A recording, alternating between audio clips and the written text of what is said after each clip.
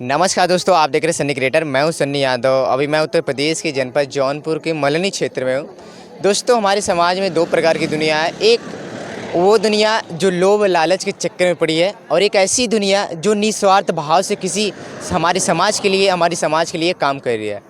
ऐसे में आज हम आपको एक ऐसी खबर से रूबरू करा रहे हैं जिसे देखेंगे, थोड़ा सा आप भी कुछ समाज के लिए, हित के लिए सोचेंगे ज़रूर। तो आइए, थोड़ा सा ये सामने जो आप कुटिया देख रहे हैं, ये एक कुटिया नहीं, एक शिक्षा स्थान है। ये कुटिया देखने में लग रहा है, लेकिन ये शिक्षा का एक स्थान है और जहाँ पे निःशुल्क शिक्षा प्रदान किया जाता है। तो आइए, जो इसके अध्यक्ष है, जिसकी देख रेख में ये शिक्षा का निःशुल्क चल रहा है, उनसे थोड़ी बात करते हैं और क्या दिमाग में आया कि ऐसे निःशुल्क बच्चों को निस्वार्थ भाव शिक्षा दिया जाए और अपने समाज को थोड़ा आगे लेके जाया जाए। तो चलिए, इनसे थोड़ा सा बात करते हैं और थोड़ा आपको यहाँ के कुछ और दृश्य दिखाने की कोशिश करते हैं। ये अध्यापक जी हैं। भैया, थोड़ा सा 5 मिनट बात करना चाहते हैं आप जी। दोस्तों, इस निःशुल्क शिक्षा का जो इस समाज में निस्वार्थ भाव से काम कर रहे हैं, बच्चों को शिक्षा दे रहे हैं, एक नई दिशा में लेके जा रहे हैं। तो सबसे पहले भैया, आपका स्वागत है हमारे यूट्यूब चैनल पे। Thank you sir. भैया, आपका नाम क्या पड़ेगा? हमारा नाम रवि यादव है। रवि यादव है।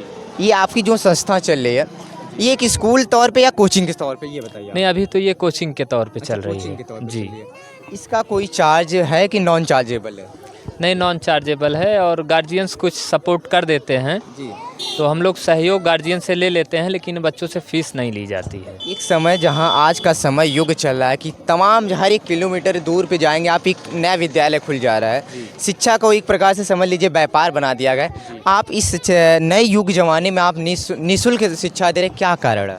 कारण ये है कि आजकल जितने भी कोचिंग्स और विद्यालय खुले हुए हैं, सभी लोग बिजनेस कर रहे हैं। उनका उद्देश्य सिर्फ और सिर्फ पैसे कमाना है। कुछ विद्यालय को छोड़कर वो सिर्फ और सिर्फ पैसा कमाना चाहते हैं। इसलिए अब जैसे अब आप अपने बच्चे को किसी स्कूल में पढ़ा रहे हैं तो उनको बस ये है कि आपके बच्चे उसमें जाएं। अब चाहे उनको कुछ आए या ना आए, या आपके बच्चे जाएंगे नहीं तो कोई स्कूल से कहीं फ़ोन भी नहीं आएगा और स्कूल वाले कहीं खोजने भी नहीं जाएंगे कि आपका बच्चा कहाँ है, स्कूल से क्यों नहीं आया या फिर नहीं आता है। आप जब भी जाएंगे तो वो साल में एक बार आपसे पूरी फीस वसूल लेंगे। आप मार्कशीट लेने जाएंगे या साल पूरा होते होते परीक्षा के समय आपसे पूरी फीस ले लेंगे, 20-25 हज़ार रुपये जो भी होता है। तो वो चाहते हैं कि आप उनको फीस देते रहें, उन्हें आपके बच्चे से वो पढ़ाने से कोई मतलब नहीं है।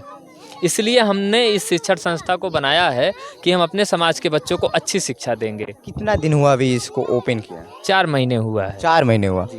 अच्छा, आप क्या करते हो? इसके पहले क्या करते थे आप? इसके पहले हम पुलिस विभाग में कार्यरत थे और हक अधिकार की मांग करने पे, अपने जो है मौलिक अधिकारों की मांग करने पे मुझे पुलिस विभाग से फर्जी आरोपों में बर्खास्त कर दिया गया। मौलिक अधिकार में कौन सा अधिकार था जो नहीं दिया आपको बर्खास्त कर दिया? जैसे हमारा मौलिक अधिकार ये था कि थानों पे जातिवाद न हो, थानों पे छुआछूत की भावना न हो, और पुलिस कर्मियों से यानी कि सिपाहियों से जो उच्च अधिकारियों द्वारा प्रताड़ित किया जाता है वो न किया जाए। और जो है जिस तरह से अन्य राज्यों में पुलिसकर्मियों से 8 घंटे की ड्यूटी ली जाती है, उस तरह से यूपी पुलिस के भी सिपाहियों से 8 घंटे की ड्यूटी ली जाए और समय से उनको छुट्टी दी जाए, उनका शोषण ना हो। क्योंकि यूपी पुलिस में जो सिपाही का पद है, कांस्टेबल का पद है, वो सबसे छोटा पद है और उस पद को और इसके ऊपर के ही सभी अधिकारी हैं, तो वो लोग भी सिपाहियों को ही प्रताड़ित करते हैं। कोई बात होती है, सिपाही सस्पेंड, सिपाही निलंबित, सिपाही बर्खास्त।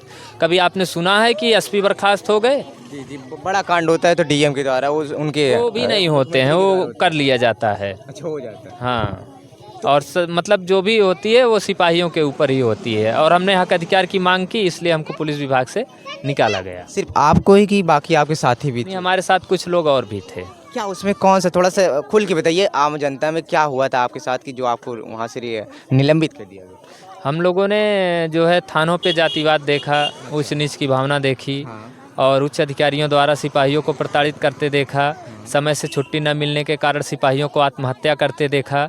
बहुत से सिपाही हैं जो डायबिटीज़ और तनाव से ग्रसित हैं, एकदम मर रहे हैं, और एकदम जान लीजिए कि उनकी बूढ़ी माता घर पे बीमार पड़ी हैं और सिपाही छुट्टी लेने जाता है तो एसपी साहब डांट के भगा देते हैं। हमने इस चीज़ को भी देखा, तो इसीलिए हमने पत्र लिखा कि महोदय, हमने गृह मंत्री जी को भी पत्र लिखा था कि महोदय, पुलिस के असली मुखिया आप ही हैं, तो गृह मंत्रालय चाहेगा तो बहुत से बदलाव कर सकता है पुलिस विभाग में। पूरे देश की पुलिस व्यवस्था जो है वो 1861 के काले कानून पे चल रही है। अंग्रेज़ों ने 1861 में भारत में पुलिस एक्ट बनाया था। आज भी वही 1861 का काला कानून जो है यूपी पुलिस समेत भारत के सभी पुलिस कर्मचारियों के ऊपर लागू है। हम लोग उस 1861 के काले कानून को भी ख़त्म कराने के लिए आवाज़ उठा रहे थे। ये कब किस सन की बात थी?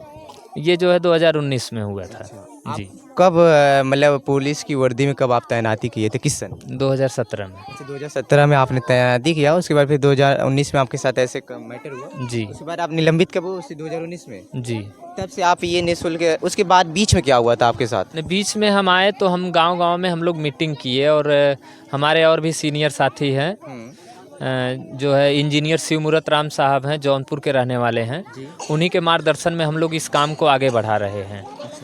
उन्हीं ने जो है हम लोगों को कैडर किया और हम लोगों को समाज के प्रति समर्पित भाव से काम करने का जो जज्बा था उन्होंने ही बनाया। आज उन्हीं की बदौलत से हम लोग इतना अच्छा कार्य कर पा रहे हैं। ये संस्था जो आपकी चल रही है निःशुल्क संस्था, आप ये एक ही है कि कहीं और भी क्षेत्रों में चल रहा है? और गाँव में है, सराय ख्वाजा में है, हम लोग अतरौड़ा में भी चालू किए हैं, लपरी में हम लोग चालू करने का प्रयास कर रहे हैं और उड़ली में चल रहा है, इटौरी में चल रहा है। इटौरी में एक प्रोफेसर साहब हैं, उनके माध्यम से हम लोग इटौरी गांव में कोचिंग चला रहे हैं।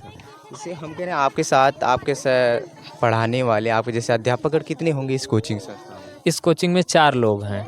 वो भी आपके निस्वार्थ भाव से पढ़ा रहे हैं या कुछ उनको भी चार्ज देना पड़ रहा है? नहीं, शिक्षित होने के बाद उन्हें भी लगा कि हमारा समाज शिक्षा से वंचित किया जा रहा है और हम लोगों को समाज को शिक्षा देनी चाहिए, इसलिए वो लोग भी इस काम को कर रहे हैं। और दूसरी चीज़ ये है कि वो लोग भी देखते हैं कि जब यहाँ फीस नहीं लिया जा रहा है तो इसलिए वो लोग भी चाहते हैं कि निःशुल्क ही पढ़ाएँ जी। कुछ भी चार्ज मिलता है परिवार के सहयोग के द्वारा, कुछ अगर मिल जाए, कुछ भी मिलता है या कुछ नहीं, एकदम निःशुल्क? जब भी कुछ मिलता है तो हम लोग बच्चों में किताब, कापी, पेन या महापुरुषों की किताबें, कुछ इतिहास की किताबें खरीद के बच्चों में ही बांट देते हैं। बच्चों के माता पिता से जो भी सहयोग मिलता है हम लोग उसका यूज बच्चों के ही ऊपर करते हैं। अगर आपका भी परिवार है तो परिवार का कैसे देख रेख चलता है अगर ऐसे निःशुल्क काम करेंगे आप? नहीं, खेती से हम लोग काम करते हैं और कोचिंग से जब भी समय मिलता है तो हम लोग खेती का काम करते हैं जी।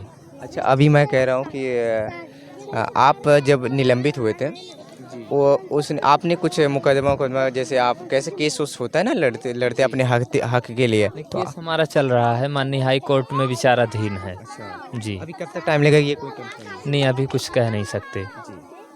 दोस्तों हम थोड़ा सा दिखाएंगे बच्चों की संख्या, मेरे बड़े भैया दिखाइएगा। अच्छा भैया एक सवाल और, जैसे कितने क्लास के बच्चे यहाँ तक कोचिंग लेते हैं? कक्षा 1 से 10 तक के बच्चे हैं, यूपी बोर्ड और CBSE बोर्ड दोनों बोर्डों के बच्चे हैं। इंग्लिश मीडियम में भी बच्चों को पढ़ाया जाता है। अच्छा, इंग्लिश हिंदी दोनों मीडियम के बच्चे। बच्चों की संख्या कितनी होगी लगभग? बच्चों की संख्या 110 है, लेकिन करीब 80-85 बच्चे आते हैं जी। संख्या कुछ कम ज़्यादा भी हो सकती है। बच्चों की संख्या कुछ आते हैं। दोस्तों ये नन्हे मुन्ने बच्चे देख सकते हैं, एक शिक्षा देख सकते हैं, ये काफ़ी बच्चे हैं। लगभग बच्चों की संख्या 110 बताई जा रही है, लेकिन इस समय 80, 85 या 90 की संख्या है। छोटे छोटे बच्चे देख सकते हैं और ये चटाई बिछा के अपना जो भी तिरपाल हो रहा है, ये सामने इधर भी चल रहा है, इधर भी देख सकते हैं। और